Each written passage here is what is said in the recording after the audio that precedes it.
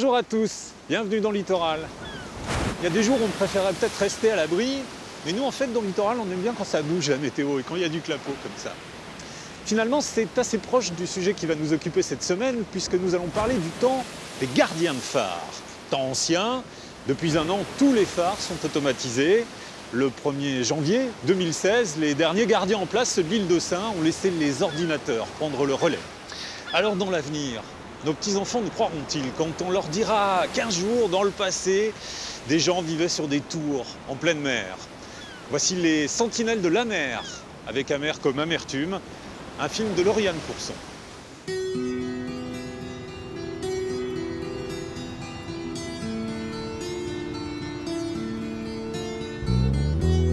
Vous qui avez veillé des feux et gardé des phares, cette histoire est la vôtre. Elle ne commence qu'en 1860, parce qu'avant, les côtes françaises étaient plongées dans l'obscurité. Et puis, lentement, très lentement, les uns après les autres, des dizaines de phares s'élevèrent sur la mer et se mirent à éclairer le littoral. La France devint alors le pays le mieux balisé du monde. Il fallut ensuite y installer des hommes pour allumer le feu et entretenir la flamme. Le métier de gardien de phare venait de naître, il allait durer 150 ans.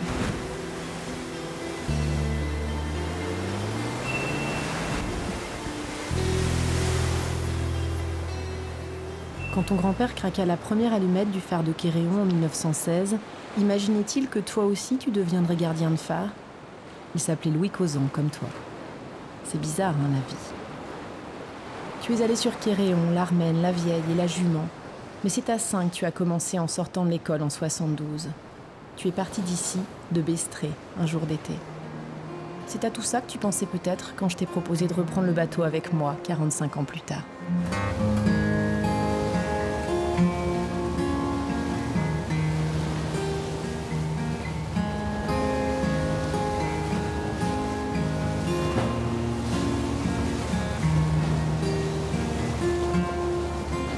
Personne pour répondre. Mon horizon était de houle et de mâture de bateaux, loin de la terre et de ses foules. On t'oubliait dans ton château.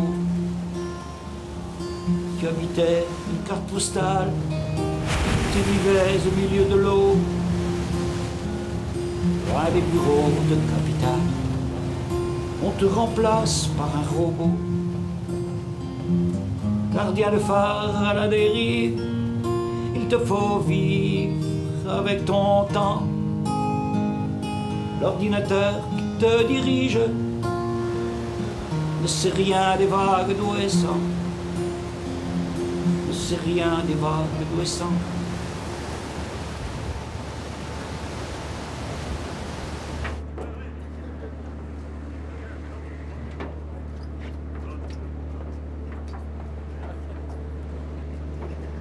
Il faisait beau le jour où tu es arrivé. L'île grouillait de vie. En marchant vers le phare où tu allais vivre avec 3 autres familles, tu tenais fermement la main de ta femme. Vous attendiez votre 2e enfant. Comme tous les gardiens, avant et après toi, tu étais fier de ta mission. Comme Serge, que tu retrouves dans son vaisseau immobile au bout de l'île, là où le bruit du vent a fini par remplacer celui des enfants.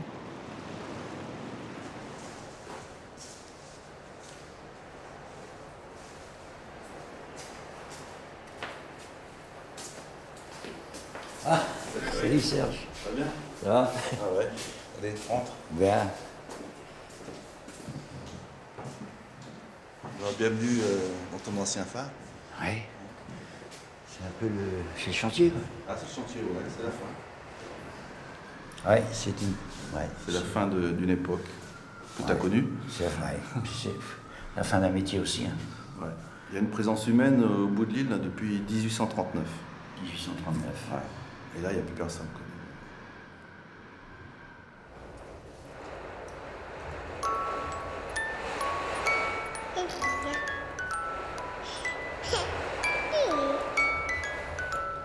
Notre 2e fille est née ici. Ouais. La grande a fait ses premiers pas dans la coursive ici, là. Ouais. En en allant vers Jean Guézenec, tu vois. Je vais faire une photo tout à l'heure. Elle a 45 ans, hein, je lui emmènerai une photo quand je vais la verrai le mois prochain, là, on doit se voir. Là où tu as fait tes premiers. Tant qu'il reste encore un truc correct à photographier. Puis ici, c'était marrant parce que le phare, c'était important pour l'île. C'était la seule aire bitumique, enfin goudronnée, enfin pas goudronnée parce que c'est du ciment. Et tout le monde venait faire du patin à roulettes ici dans la ligne du phare. C'était chouette, quoi dire.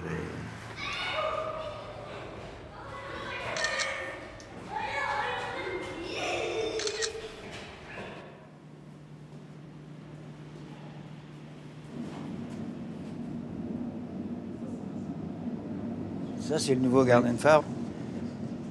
Ben, ça fait bizarre, hein. Ah ouais. On te remplace par un robot. Gardien de phare à la dérive, il te faut vivre avec ton temps. L'ordinateur qui te dirige ne sait rien des vagues d'où elles sont.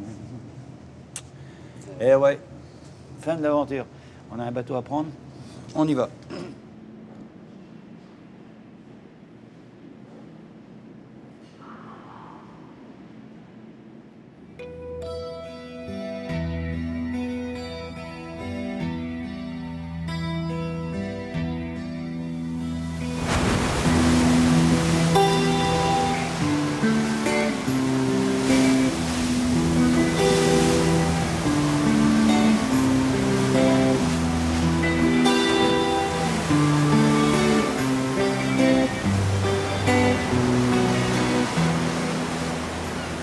Dans chaque phare, il y a des hommes et des histoires. Tu te rappelles de Paul, balayé par une vague sur son ballon, et Fanche, coincé dans le treuil pendant une relève? Ces moments-là, ces premières fois, j'imagine que vous ne les oublierez jamais.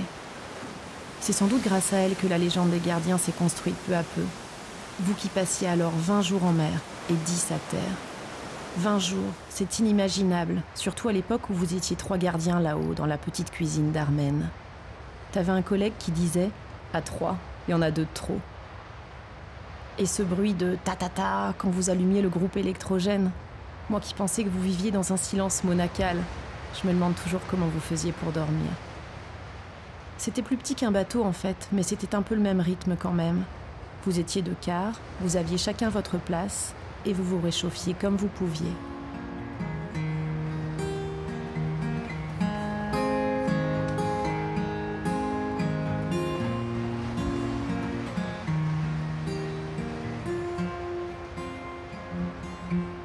On t'a dit que tu coûtais cher, mais on t'a pas donné le prix d'un marin qui se meurt en mer. Pareil que la vie, ça n'a pas de prix. T'iras échouer sur le bitume, et là tu deviendras gênant. Avec tes idées brouillées l'écume, de vagues noires et de grands vents.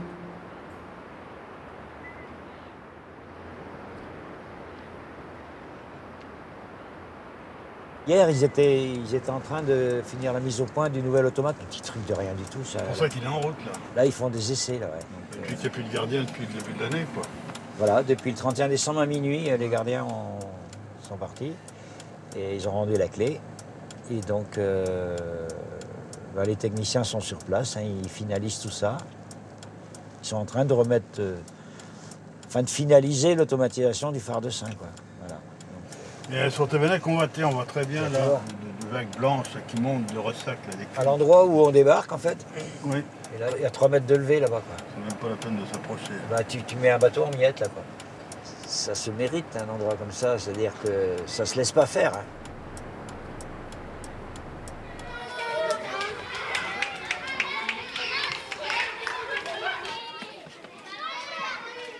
On va vous laisser les filles s'asseoir sur les chaises, c'est mieux les gars.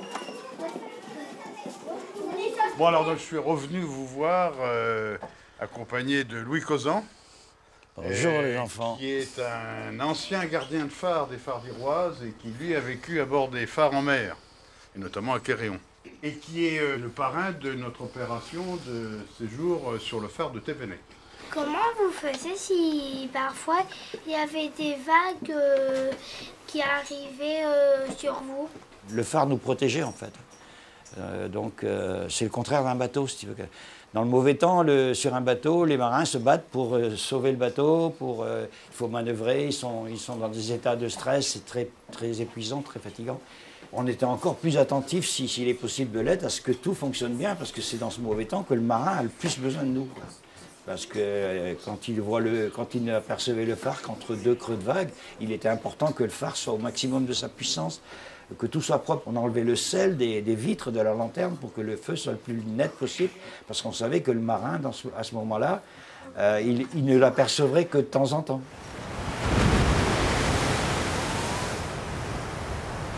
Les vagues qui arrivent à peu près à 18 mètres quand même. Elles nous passent dessus et donc tout devient vert. Et le silence se faisait comme en apnée.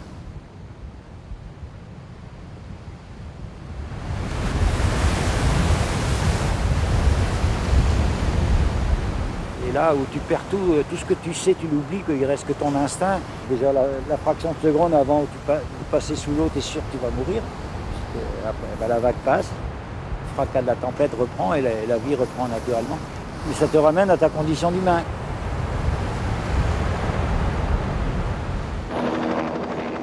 Le jour où Marc Pointu put enfin descendre sur Thévenec, tu te dis que grâce à lui, on allait réaliser à quel point les phares étaient délabrés. À Thévenec, peut-être plus qu'ailleurs, parce que ce fut le premier phare à être automatisé il y a plus de 100 ans. Tu as raison, Louis. Là-bas, les fantômes des gardiens doivent vraiment sentir le moisi.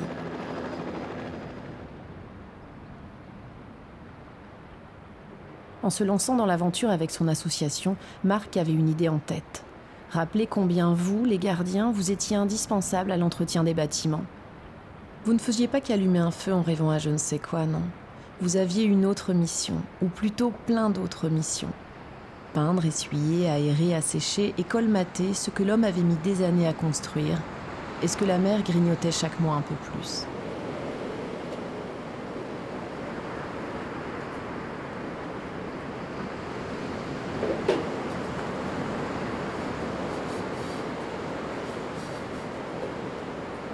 Isolé pendant 60 jours sur son rocher, Marc choisit de vivre, provisoirement, le quotidien d'un gardien de phare.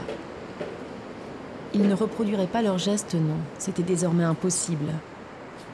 Il se contenterait d'entretenir la légende et de nous faire rêver, en revivant le mythe du gardien solitaire.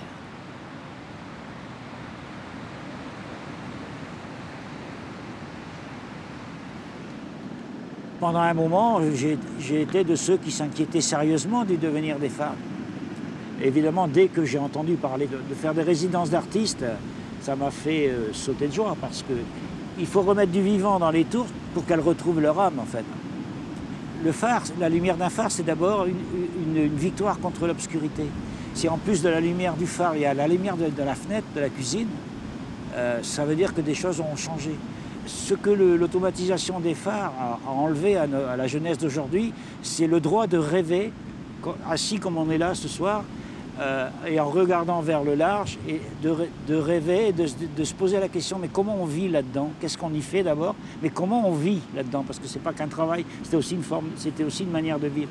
Et ce rêve-là, aujourd'hui, est interdit. Et moi, je souffre toujours qu'on enlève du rêve aux enfants. Est-ce que tu as vu un gardien de phare qui s'appelle Jose? Tu sais, il n'y a plus personne sur le phare depuis un siècle. Ouais. Alors, il y en a... Non, j'ai vu personne. Mais il y a peut-être un Joseph sur un autre phare. Ah oui, oui. Hein, mais... Ouais, il y avait. Est-ce que tu en as marre de la houle, des vagues? Oh, mais non, je les entends plus. Non, les vagues, je les vois plus. Les vagues, ça fait partie du quotidien. C'est tous les jours. Il y en a un jour, toute la nuit. J'ai eu des vagues qui faisaient 7, 8, 9 mètres de haut ici. Ah oui, qui passaient par-dessus la maison même. La hauteur de l'école. Ah oui. Quand il y a du vent ici, il y a des vagues, hein. Que vas-tu faire quand tu reviendras sur Terre? Je mange un steak avec des frites. Et du saucisson sec. Est-ce que tu peux nous montrer une dernière fois la pièce de vie? J'espère pour lui qu'il a fait son lit. Voilà.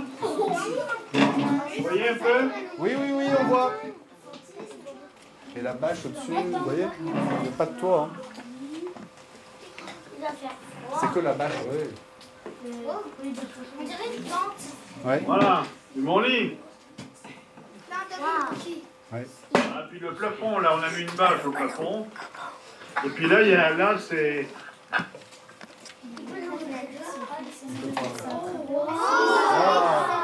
Juste là, juste là. Et il y a de la houle là, vous voyez? Vous voyez les remous là qu'il y a déjà, alors que la mer est plate? Ah ça, ils sont contents d'avoir vu la mer là. Une belle vue, hein? Ah oui, oui, oui. Ah, mais ici, personne ne peut la prendre. Oui, c'est clair. Et à bientôt ici. Ah oui, oh, tout le monde.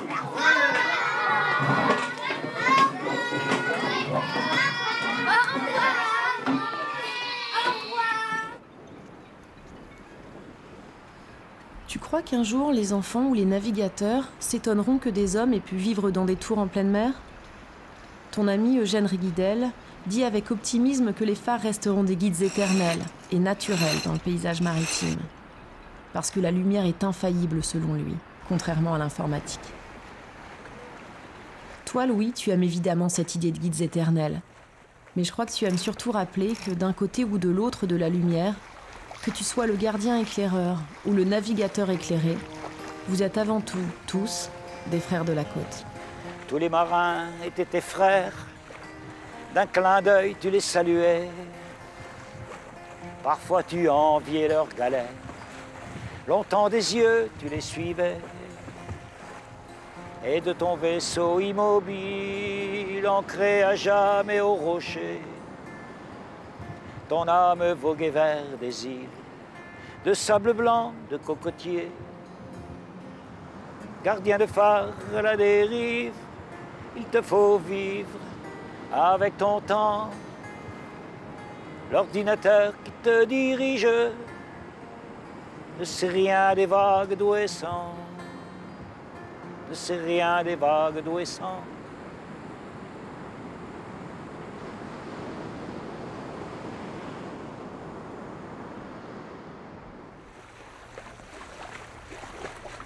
C'est marrant, cette île Thévenec, là, c'est incroyable, quoi. Moi, je me suis jamais arrêté, hein, Thévenec, bien sûr, mais je suis passé d'un bord, de l'autre. Bah oui. Et c'est comme un peu comme... pas cauchemardesque par moment. Hein? Il y a vraiment comme un climat incroyable. Ah ouais. On comprend que dans l'histoire, ils sont inscrits comme le phare maudit. En fait. Ah ouais.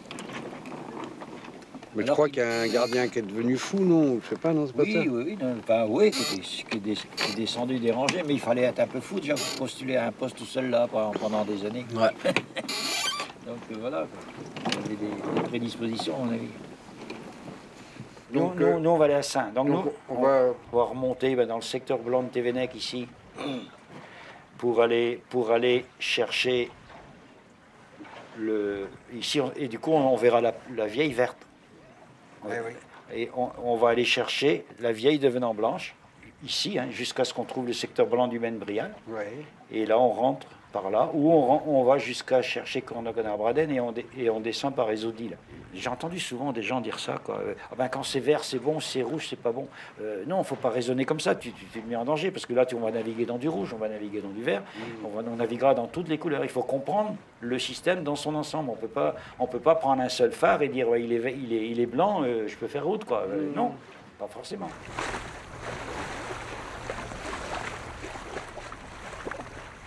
Pour moi, les phares, ça a toujours été une extraordinaire présence, quoi. Moi, quand on traversait l'Atlantique, à l'époque, c'était sextant, on était très incertain au niveau de notre navigation. Mais combien de fois, je me rappelle, on ne savait pas ce qu'on allait voir. Et tout d'un coup, qu'est-ce qu'on voyait? Ah putain, 4 éclats, 25 secondes, assez Penmen à Groix, ou 3 éclats, assez Belle-Île. Sauvé. D'un seul coup, tu passes d'un espace incertain où ta position n'est que le résultat d'un calcul, d'une estime, à une réalité. Ah ouais. Parce que le phare, c'est une réalité. Ah ouais. Voilà. Et c'est la seule réalité qui nous reste dans la navigation maritime. Le reste, un GPS, c'est aussi le résultat d'un calcul. On peut essayer de border un peu plus, Thibaut, si tu veux, non? Louis va un petit coup. Regarde-le, mais si on prend un peu à la manivelle, regarde. Écoute, je choque un peu pour avancer alors. Ouais, voilà, choque un poil, avance un poil, et après tu vas avancer. Pas trop, hein. Voilà.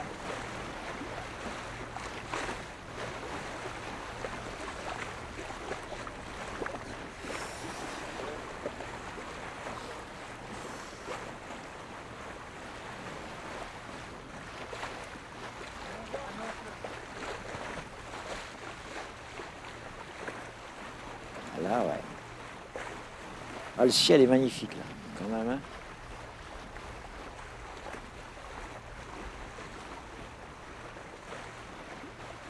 Moi, je vois rien, voilà ça. Ouais.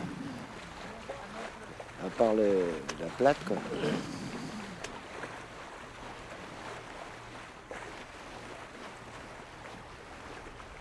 On voit. J'ai vu Armen derrière, là-bas. Armen est allumé, disons.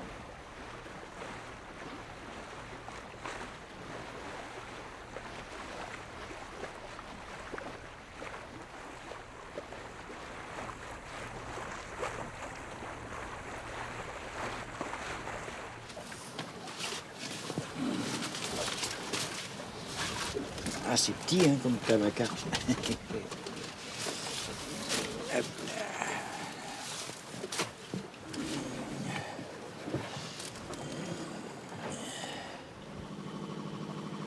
Attends, il faut qu'on voit, on est dans le secteur, quel secteur de la vieille, là? Blanc, non? On est dans le blanc de la vieille, hein? Ouais. Là, je vais te remplacer, Louis, comme ça tu vas avoir le temps de regarder. Ouais, parce que là, je vois pas bien.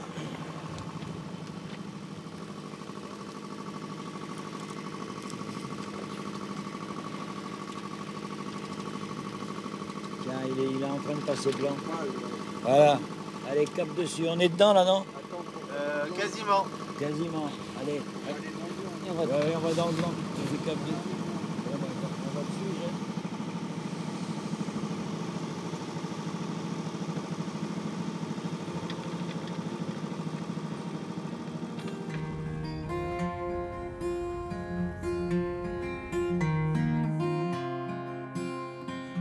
L'idée de cette chanson t'est venue quand la... En regardant la télé à 20h, je sais pas si tu te souviens, des armements de la vieille, il y avait tous les médias étaient là, sur la Pointe du Raz, et en hélico, enfin en bateau aussi, et il y a eu une couverture médiatique incroyable qu'on n'avait jamais connue avant pour Armen ou la Jumente, ça, il y a eu beaucoup moins de médias.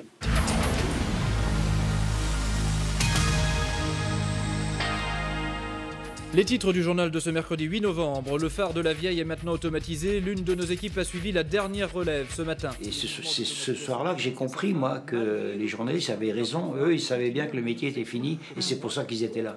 Bon. Et à un moment, il y a une image qui m'a complètement bouleversé. Il y a l'hélicoptère rouge de la sécurité civile au-dessus de la tour de la vieille, comme ça, et entre les deux, il y a un petit bonhomme en bleu qui s'appelle Jean Donard. Et qu'on a arraché à sa tour, quoi. Et là, c'est comme ça que je suis parti dans le garage. À l'époque, je jouais de la guitare dans mon garage.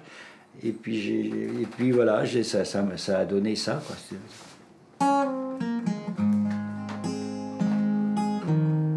Ça s'appelle Gardien de phare, simplement, et c'est une chanson en hommage à Jean Donard, symbole de l'arrachement d'un homme à son métier.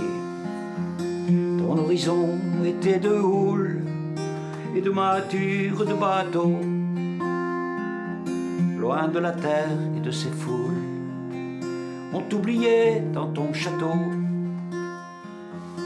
Tu habitais une carte postale, tu vivais au milieu de l'eau, loin des bureaux de capitale. On te remplace par un robot, gardien de phare à la dérive, accroché tel une araignée. Tu regardes le rat qui brise sur la vieille abandonnée, sur ta vieille abandonnée. Et tu danses au bout de ton fil. À terre, il y a un buffet, tes patrons qui parlent de progrès devant une foule de journalistes. et tu danses au bout de ton fil. Danse Jean, danse, tu es filmé. Danse Jean, danse ce soir. Ce soir tu passes à la télé.